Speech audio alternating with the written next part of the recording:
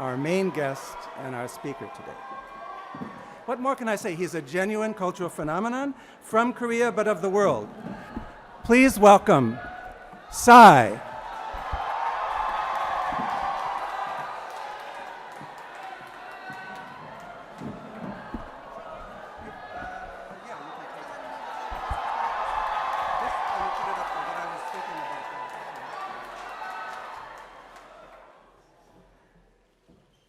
First of all, you can take a picture as many as you can.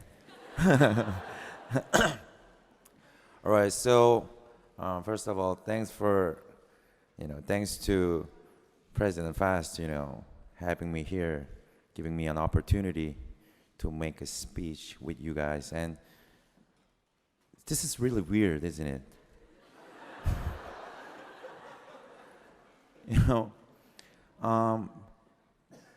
You might know about this, but I was in Boston. I spent 4 years in Boston when I age was college student age, and it was from 96 to 2000. I was in Boston, and honestly, I was really poor in academic at the time. So, I literally lived in Boston, but, across the river, there's a university called Harvard, but I've never been to Harvard, and I just saw the Harvard, and oh, that's Harvard, looks nice, and then, I just lived 4 years, having nothing to do with Harvard. But after 14 years, who knew I came back here? I came back to Boston to make a speech in Harvard. Isn't life beautiful?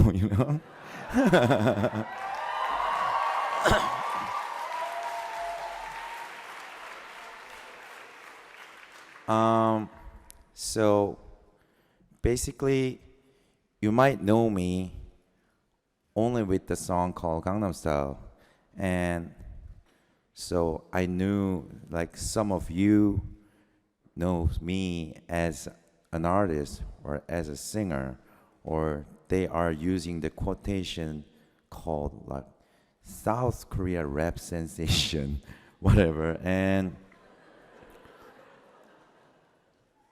But some of you, like except Koreans, every people around the world, some of them, they are assuming me as like comedian or something. Yeah. So before the Gangnam Style, I want to tell you why did I make Gangnam Style, and I should tell you about the past before the Gangnam Style.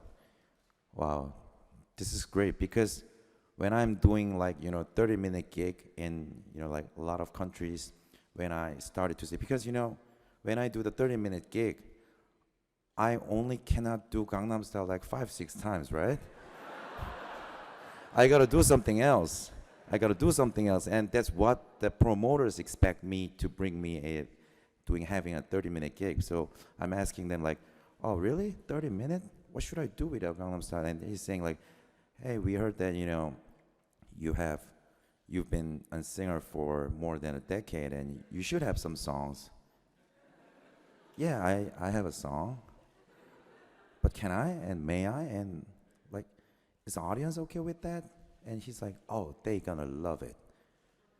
But when I step into the stage and I gotta explain them, because when I step into the stage, like for example, Australia last February, there were some shows called Future Music Festival, and it was like electronic music festival. And you know what that kind of festival is all about? They are like half naked, and it's like 19 over show, and they were literally drunk, and they are expecting something dynamic. So when I step into the stage, they are like oh yeah, oh whoa. So like hundreds of thousands of people, half naked, dynamic people, they are like, doing all that, oh, oh. But in front of them, I gotta say the same thing that I just told you. I gotta tell you about my past before Gangnam Style. And they're say like, no! So the reason why I'm telling you this right now, this was the first reaction that I said, I'm gonna tell you the past before Gangnam Style, and this was the first time such a calm reaction, and I appreciate that.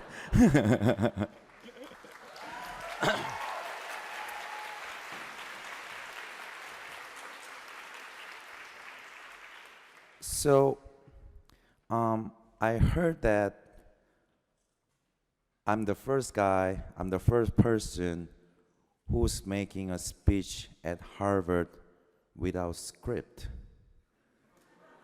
So they were, when oh, thank you. So when when I step into this church, the back door of the church, like, a lot of colleagues, like, of your university asked me, like, so, can we have the script? And I said, no. And they were like, really? And I was like, yeah. And they were like, they didn't say why, but their face was like, why? So, so the reason why I don't have script is, I'm not here to make something academic or educational. I'm just here, I'm just here to tell you about my experience. And as you all know, the past like 7-8 months of my experience, that's, if we call it in positive way, it's like very special experience. And like, so, if I'm telling you about my experience, some of you may, accept that maybe academically. So maybe some of you, but most of you gonna say like after like every speech is done, like, was it? What was it? What was it? What was he saying? So think it that way. So what I heard was until today, you guys were in what was it called? Like reading day, right? And today is the end of the reading day, right? So end of the reading day, you're facing Psy, and so what I call it, the situation right now we are facing, I'm not gonna call it end of the reading day, but I would like to call this the beginning of striking.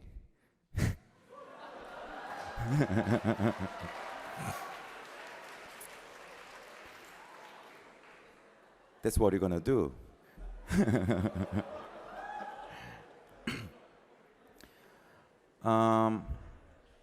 So let me tell you my personal thing briefly. I was born in Korea in 1977, and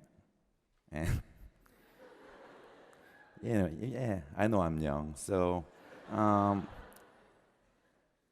I was, in Asia.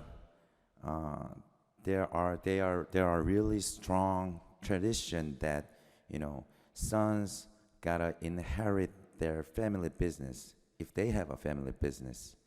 So unfortunately, I was the only son among entire my whole family. I was the only son. So my grandfather founded the business, and my father boosted the business. And since when I was born, they were looking at me and they are saying, it's your turn. But they, started to keep frustrating what I've done, academically and so on. So what I tried to do was, don't want to be, the business is, semiconductor equipment thing.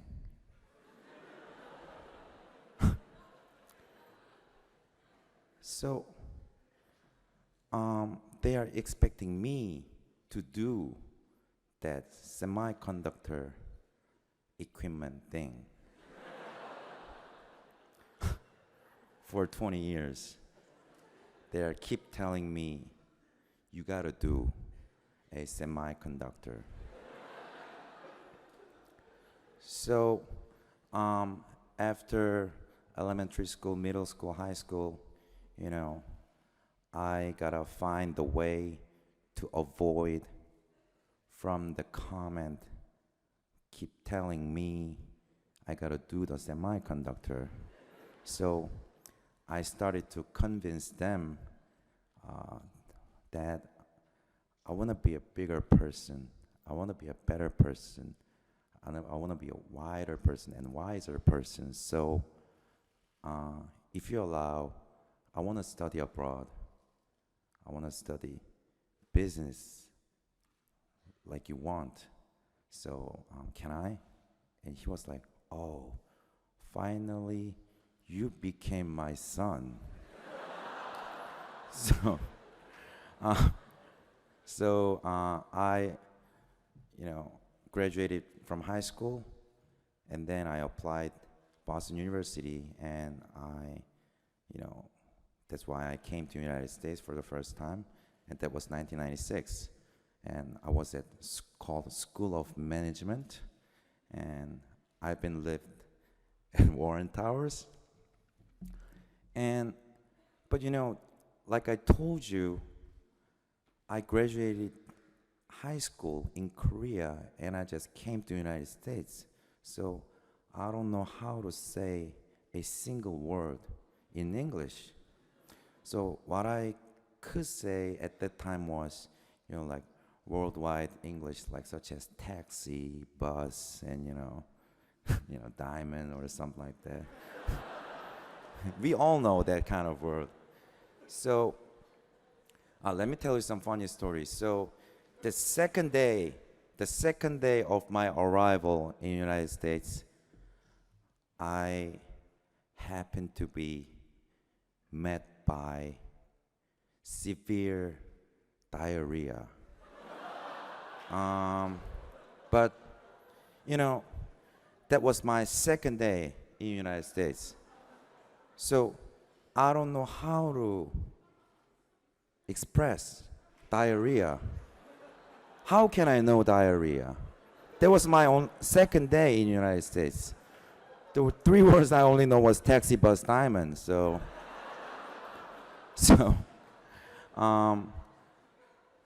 I went to the pharmacy. I literally ran into the pharmacy because it was urgent, and I ran into the pharmacy and I talked to her, and she looked very calm with the white dress, very calm. And I asked her, and my pronunciation at that time was not like this because I just came from Korea 2 days ago. So I was like, excuse me. Yeah. And she was asking like, yes, may I help you? And I said, yes, help me.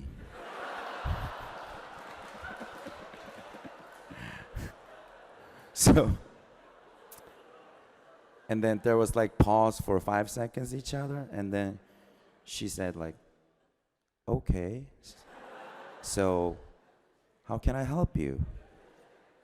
So I talked to her. I have a problem. And she said, okay. And I said, but I was urgent, and she was so calm, and I was like, ma'am, I have a problem, and it's a big problem. And there was like another pause for 5 seconds, and she said like, may I ask you what is the problem? and I was like hesitating for 10, 15 more seconds, and I was so desperate. I gotta buy that medicine immediately. So what I talked to her was, I have a water shit.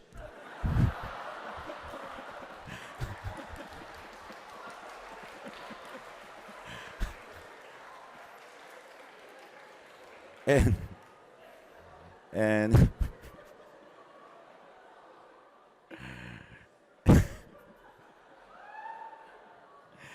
and after that happened, she gave me the medicine immediately.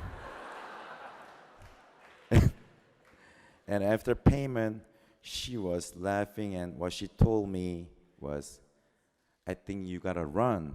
Okay, so I ran.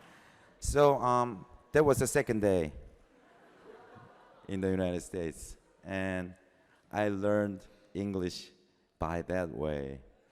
So and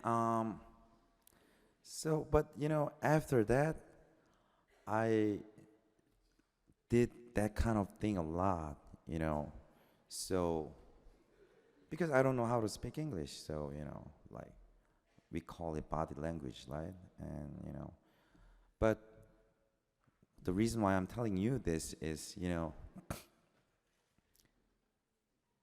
with the Gangnam Style, what do you know about the lyrics? Without sexy lady. So I was so shocked because, I honestly never expected or never dreamed to be something international to myself. I never expected that kind of thing. And honestly, I was happy enough in my country. So, and but the funny thing was, people in Korea, they've known me as an artist for 12 years, but no one knew that I can speak English. And they never assume I can speak English. And what they are saying to me was like, you don't look like you are, capable of speaking English.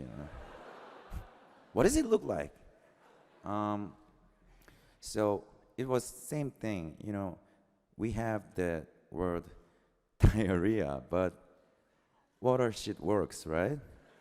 So when I do the Gangnam Style, I didn't mean anything or I didn't do anything intentionally, but when I wrote this song, like like United States and like all over the world, last summer, it was last July, and in my country as well, economic was so bad and so poor, and everybody was so frustrated.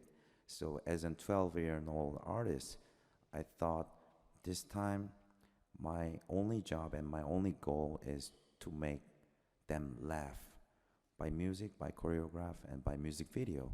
So I literally tried my best to be as ridiculous as possible. That's what I tried with the Gangnam Style. So, but I have a Korean label, the company is called YG, and they have a boy band called Big Bang and girl band called 21.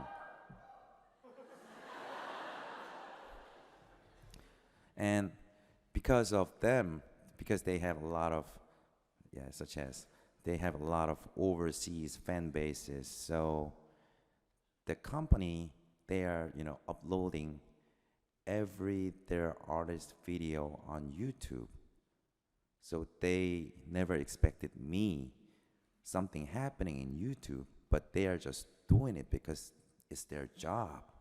So so someone in the company, they asked me like, Sai, we're gonna upload a video at YouTube.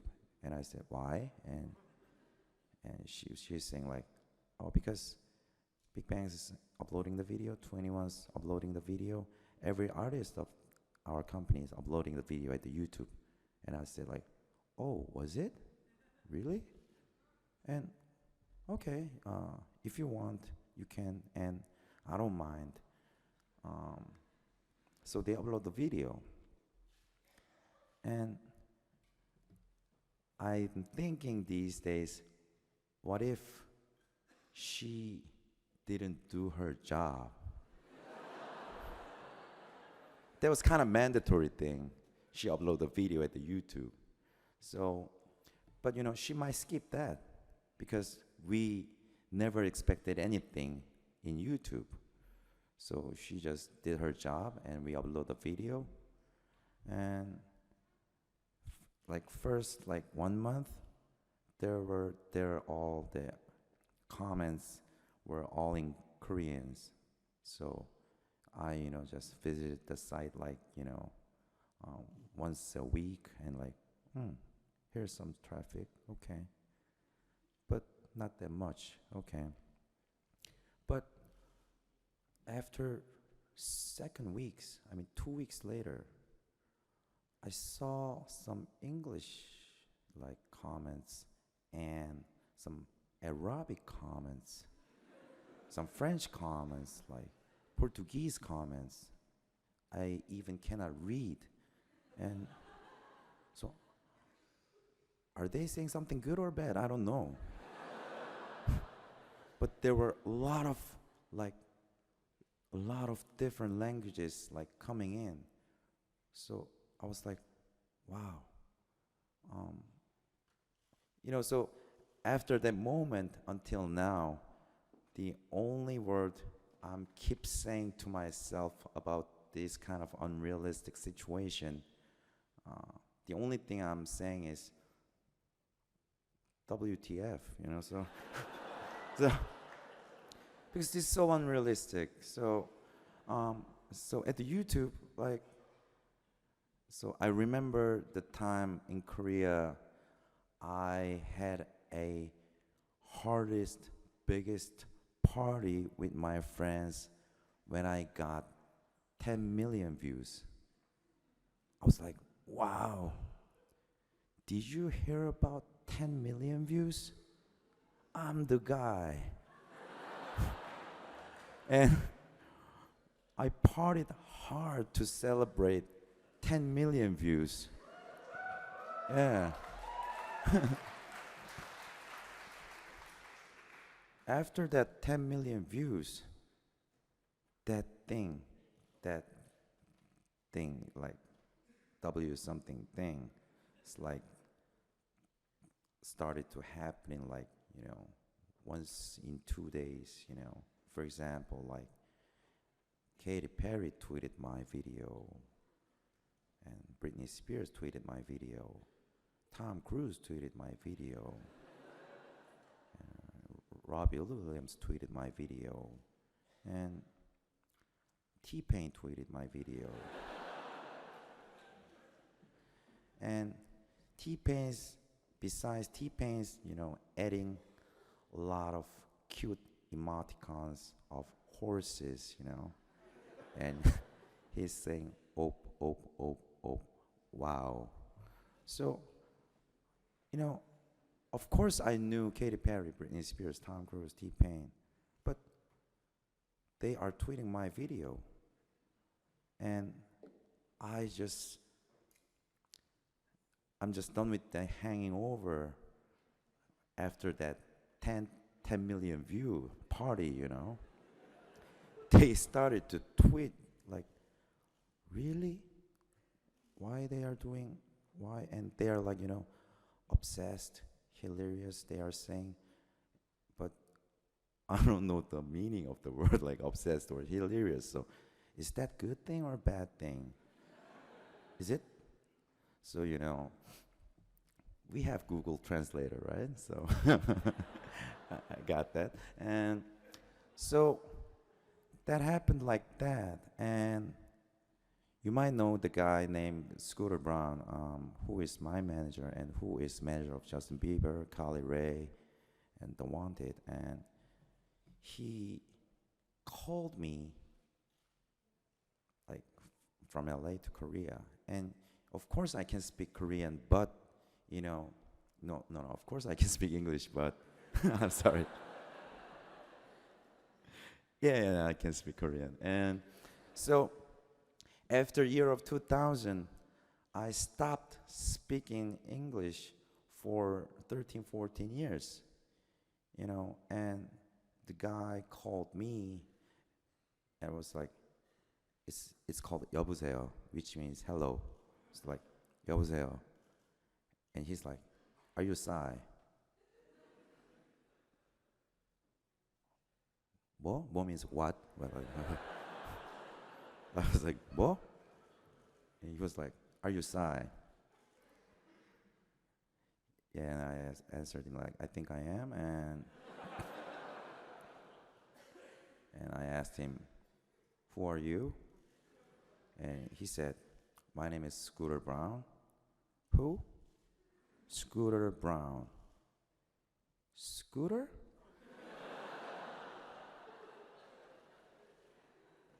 Is that name of you or your hobby or? So he said, I'm a manager of Justin Bieber. But I thought it was like, wrong number, or I thought he was not the guy. Why manager of Justin Bieber make a phone call to me? So I was like, hey, if you are Justin Bieber's manager, I'm Justin Bieber. What are you talking about?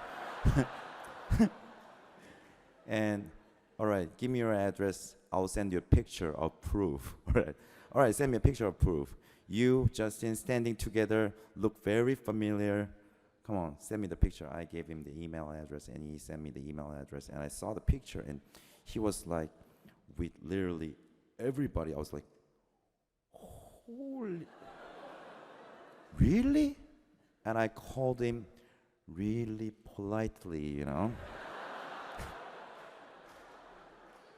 So, first time I like, what, Scooter, is that hobby or something? And then, like, second time I call him like, do all the respect, may I talk to? And he was like, for the first thing he asked me was, he wanna buy the copyright of the song so that he can make a remix with Justin or Usher, I don't know. That was the first thing he asked me. I was like, really? Oh my God, really? You wanna buy the copyright? And he was like, yes. And it was kind of embarrassing, but I asked him the second question. How much? And he laughed out and, like, can you fly over to LA? I was like, yeah, I'll be there ASAP. And, I fly the next day to LA, and in the backyard of his house, there were Scooter Brown and Usher and Justin Bieber. I was like, the same thing, WTF, And they were all doing, wow, it's him. Ooh, I was like,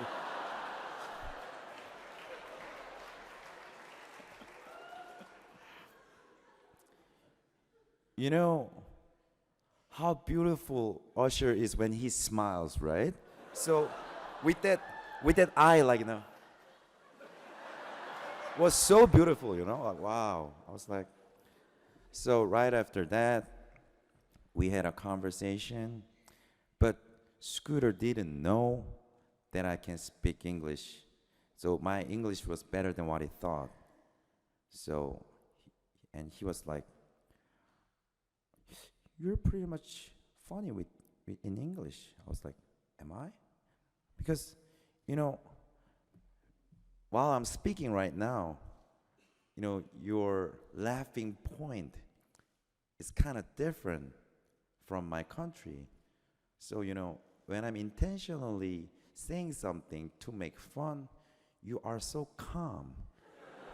And, if I'm saying something, but I didn't mean anything to make fun, but where you're like, oh, I was like, wow. So, for example, when I was at Ellen's show to make Britney Spears like surprising dance lesson, that was my first appearance in national TV of the United States, and I didn't. I was so nervous. That was first time ever being on national TV of US, and it was live, and it was with Britney, and she doesn't know I'm there. So I was hiding all day long, sneezing all day long, and they are saying like, "Hey, Britney doesn't know you are here." I was like, "Okay, you know." I did that for like 7, 8 hours.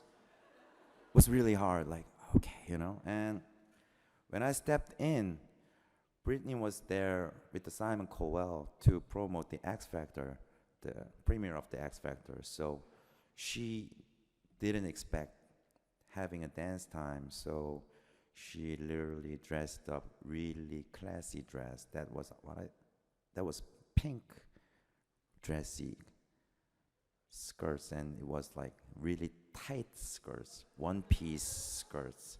And because she didn't think about anything, she's gonna dance that show. So I just came out, and so she was like having so hard time, you know, dress was so tight and her heel was so high, so she was like, oh, oh, oh. And I so what I told her and told to the people, because she were so classy, so what I told her was, you know, the theme of the dance and song is, you know, dress classy and dance cheesy. So that was the thing. But they were like, when I said like, the theme of the song is dress classy and dance cheesy, and they were like, wow. Like, I was like, is this funny? And you know, besides, they were laughing out loud, but this time you were calm, right? When I said dress class dance cheesy, and you were like, it's like, I don't know, it's so random. But so when I met the Scooter, and he you know, offered me very strange, very weird, but genius piece of the idea. So the first thing I asked him was, all right, though, so should I, so I'm asking him like, so you still want to buy the copyright of the song? But you know, he found out some my concert footage at the YouTube while I'm flying, and he was like, hey, how many people was that? And I was like, what people? And he was like, in your concert in Korea. Oh, you saw that? Yeah. It was like 30,000, 40,000. And what is the population of your country? It's 50 million. And I was like, he was like, oh, why don't we sign? Really? And he was like, yeah, with the Gangnam Style. And I asked him, the first thing was, should I translate the lyrics in English? If I try hard, maybe I can rap in English. And here comes the genius idea of him, and I was so lucky to meet him, because what he told me was, hey, Sai, if you rap it in English, we already have it a lot, and most of them, they are better than you. But if you rap it in Korean in United States, you are the number one, you know? Yeah, that's what he told me. I was like, oh, so you want to keep the lyrics in Korean? And he's like, yes. Then, but people, you know, people gonna having a very hard time when they're listening to the song. So what we talked about was, so you know, the funny thing is, when I performed the Gangnam Style and the new single Gentleman these days all over the world, and you know, they don't have any idea what I'm talking about. They're like, yeah, sana he, yeah, sana he. And they are waiting all over until sexy lady is coming, and they're like, sana he. And like, oh, sexy lady is coming, like, sexy lady. And they're like, so that was, you know, isn't that amazing? I mean, you don't know the lyrics and you don't know the singer world of Korean, but I'm so glad because when I do the performance, crowd doesn't know what the lyrics is about, but they look so happy. So they gotta listen to the lyrics, but when I do the Gangnam Style in Korean, but they don't know what the word meanings, but they're like,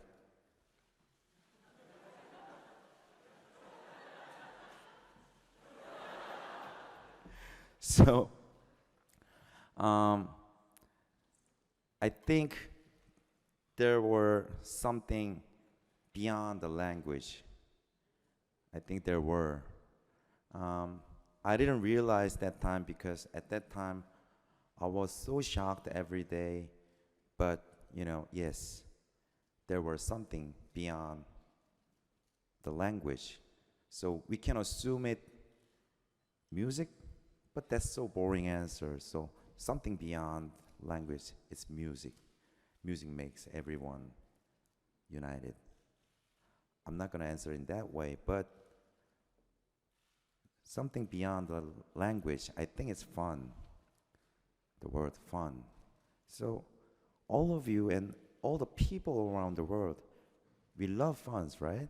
Yeah, we like the fun. We like fun. So, not the group fun, fun. And yeah, so this is the thing. I try to make some joke, but you're like, yeah, it's random. I don't know. All right.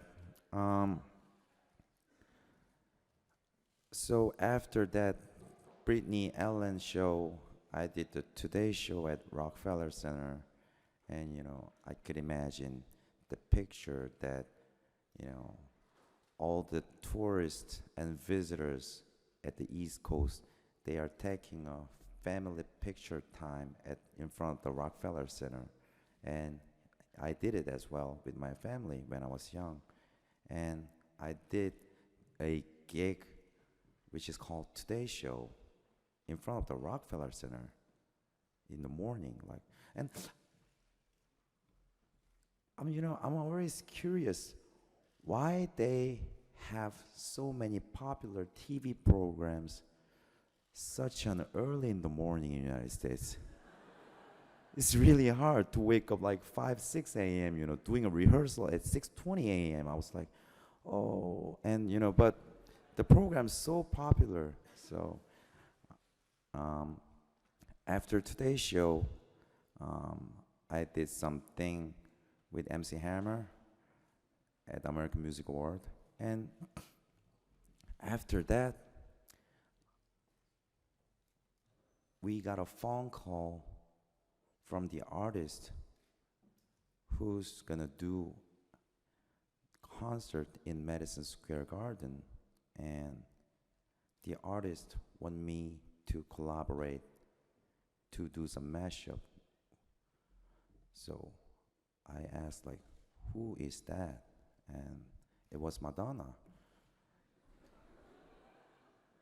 So at that time, I was at number 2 in Billboard, but still, Madonna, she wanted to me make a collaboration in Madison Square Garden, do the mashup with the Gangnam Style and her song, Give It To Me.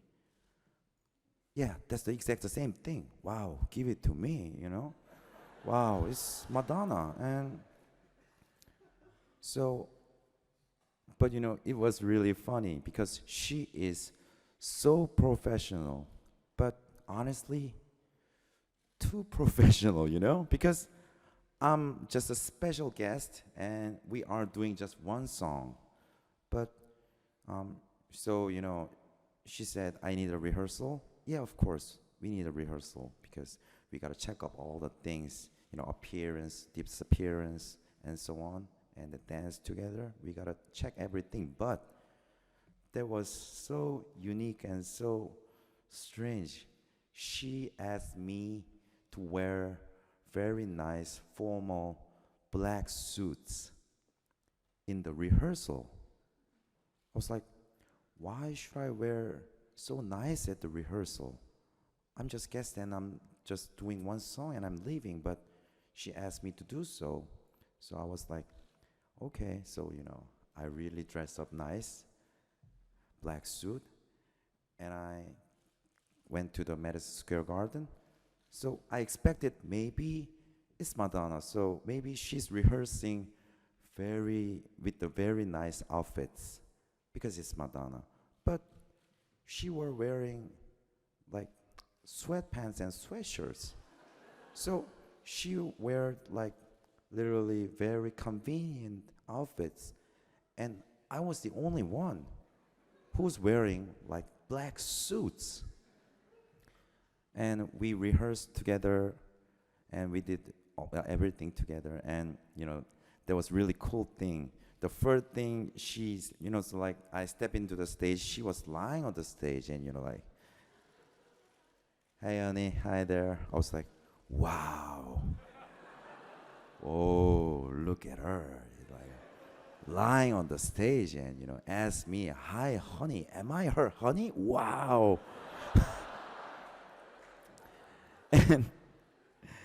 And the first thing she told me was coolest ever. Honey, you can touch anywhere of my body on the stage. But I was like, without hesitating, I was asking her, really?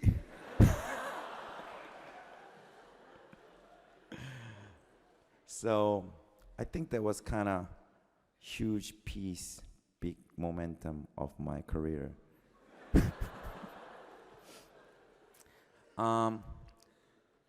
So after that, I was in Times Square for the New Year's Eve, and then, I'm traveling all over. But after that, I gotta be humble. I gotta be humble. I know I gotta be humble, because this not happens to everybody, especially for Asian artists.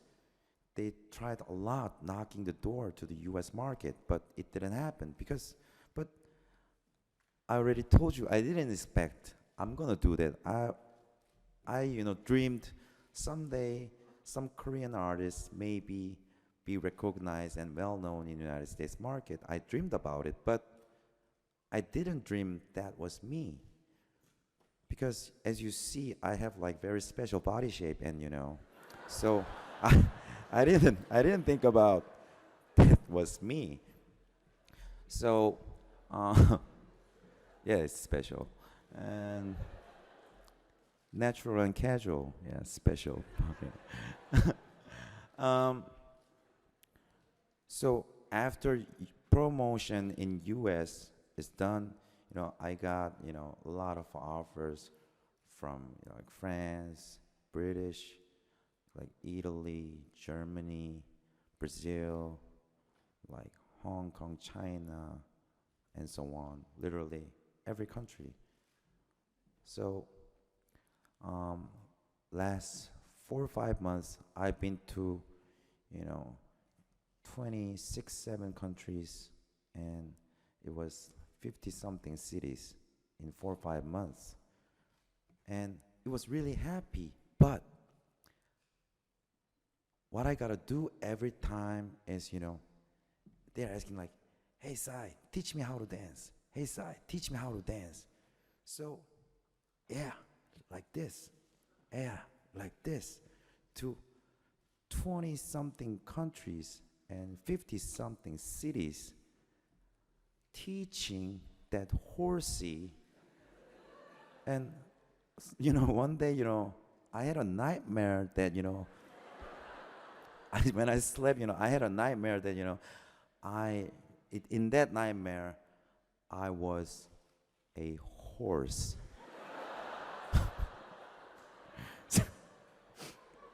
So, um, but at that period, my schedule was pretty much like, looping. So, airport, hotel, venue, airport, hotel, venue, airport, hotel, venue. So, in the meantime, I didn't aware what country am I, what city I'm at, what time is it, what day is it, and mostly all the airport looks same, venue looks same, hotel looks same. So they were all same, and I was like, I gotta be humble, but I was so exhausted at the time, and had that nightmare so often. Really, I was like zebra, running, at the grass field, like she's angry, like wow, and I'm doing like this. I'm zebra, but I'm doing this in that nightmare, it's really scary. And so after that moment is done, a lot of people started to ask me, what is your next? And I hesitated a while because I didn't know what's my next, because that song was so huge. Wow. Oh, can you wear it one more time? Can you stand up one more time? Can you stand up? Wow. Wow, you look gorgeous. Wow. Wow, you look great. Wow. That horse in my nightmare just looked like that, Wow, that was beautiful. Thank you. So after that, when I hesitated, the answer to the question about my next, and people started to say, one hit wonder. I was like, what is one hit wonder? And they were like, one song and gone. It's one hit wonder. Oh, so they are saying, am I one hit wonder? And they are saying, yes. Whoa. But I've done this job for 12 years in my country, and I already have like 6, 7 albums in my country. How can I be one hit wonder? But you only have Gangnam Style. When you travel out of Korea, they can say one hit wonder. I was like, no, I've done this job for more than a decade. How can I be a one hit wonder? You are a one hit wonder. Wow. How can I be a one hit wonder if I've done this job for 12 years? So I was like, okay, I gotta do something. I gotta do something. So I started composing the song. And, at the period, I analyzed the reason why people chose the Gangnam Style.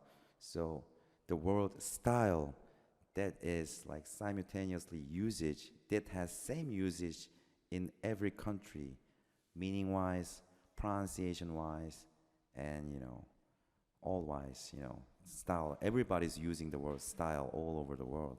That's what I got. So all right, I gotta find the words such as bus, taxi, diamond. So yeah. So what I found out was the word called gentleman. And gentleman, we are all using that word as the same meaning. So that was the starting of the song when I found that, international world, and then, I started to like the lyrics. So honestly, it was not the lyrics, it was linguistics, I started to find the Korean lyrics which can be translated easily all over the world, so I, started to really, it was linguistics. And after that, I gotta, invent the video, invent the dance, and, for all the artists, when they are preparing the new one, they are really thinking about themselves like harsh, and they are, really pressed to make some changes. But for me, it's kind of different because as a commercial music industry product. I am the product. So as a product, there should be a specific reason why people chose me. They didn't choose me because I'm handsome. They didn't choose me because I'm muscular. They didn't. The reason why they chose me because I have fun with the music, with the dance, with the video. So what I'm always trying to do is not the changing, but the upgrading. That's what I try to do. Because that's why people chose me as a product. If they want something else, there are something else. I gotta do my role and my, price tag that people, touched on. So, though, have you heard the song, gentlemen? Yeah, so, when we, experience some culture material such as new single, there should be likes and dislikes because it depends on your personal taste and it's all different. So I cannot satisfy all of you because it's personal taste. So I'm doing that what I think is good. And I assume it should work unless what should I do? So I did that with the gentleman. But Gangnam Style was not normal. Gangnam Style was not standard. So people these days, they are comparing this song, Gentleman, with the Gangnam Style. Poor gentleman.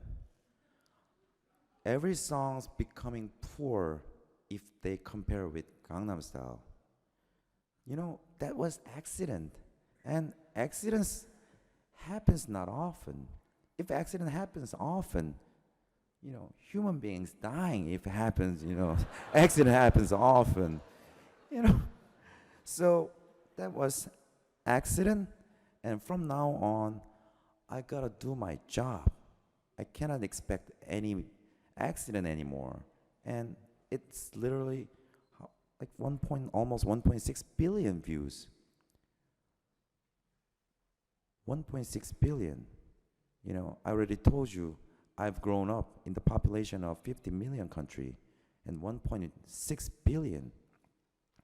And with the gentleman, so what I expected was, all right, timing-wise, this time it's defensive because Gangnam Style was such a huge offense. So what I thought this time, all right, defense, so that I can stay in this country and I'm gonna, defense well so that, I can do the next thing. And the only goal was to avoiding to be called one-hit wonder. So my only goal with the gentleman was, being a top 10 of Billboard and making 100 million views with the YouTube. That was my only goal with the gentleman, honestly. So a lot of people saying, gentleman's good, gentleman's bad, it's success, it's not success. Comparing it with Gangnam Style, I'm not gonna success forever. But, regarding as a second challenge as an Asian artist to this market, and I was, the video, it's been uploaded on YouTube in 27 days, and it has 300 million views right now. And right now it's,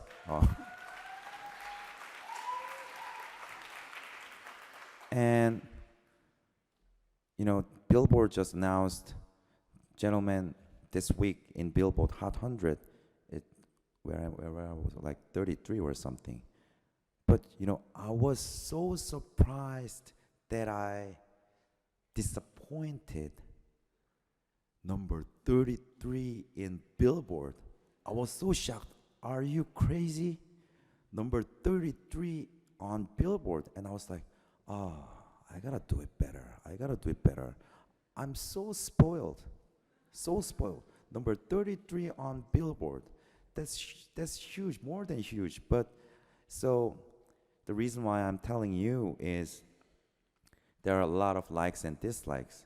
And for me as a character, and for me as a product, and with the song Gentleman, it has a lot of likes and dislikes.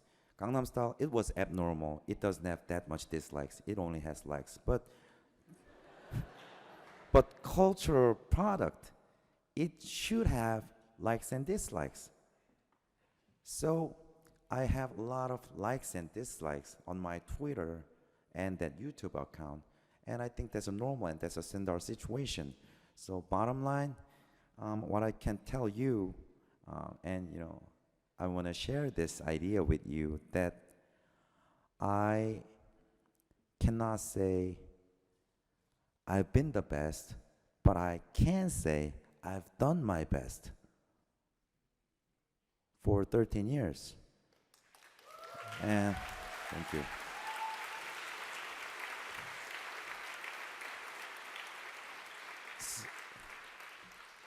And one more thing. I know we are out of time, but wow, I speak pretty much good English. Am I? Yeah.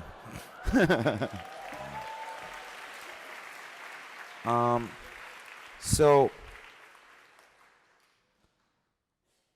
at the beginning, I told you I was a college kid in Boston for 4 years, and I used to have a nickname called WWF. It's not World Wrestling Federation. It is withdraw, withdraw, fail. That was my nickname. Honestly, class was too early, so honestly, yeah. I was too young, so I misunderstood about creation. So what I thought at the time was I cannot learn creation from others. That's not a creation. So that's what I thought, but I was wrong. But we are wrong when we are young. And after 14 years, who knew? I'm making a speech. I got an invitation from, president of your university. And what can I say? It's weird that I'm, facing you guys like this. But life is weird. And what can I say? I'm happy and I'm so proud. And literally, it's so unrealistic. I'm making a speech at Harvard. At this moment, at this very moment, it's so unrealistic. You look so smart, and it's so it's so unrealistic. So what can I say? Shit happens right now. But so I'm very believing hard in the power of positivities. And if it is good or bad, sometimes they are harsh to me, sometimes they are warm to me. Whatever it happens, whatever it takes, please be positive. And that's I think, biggest power on the planet. And so that you can, meet someday, there's a lot of shit's gonna happen to your life as well. I was 14 years coming back in Boston, having a speech. Wow, WWF, make a huge success. Thank you so much.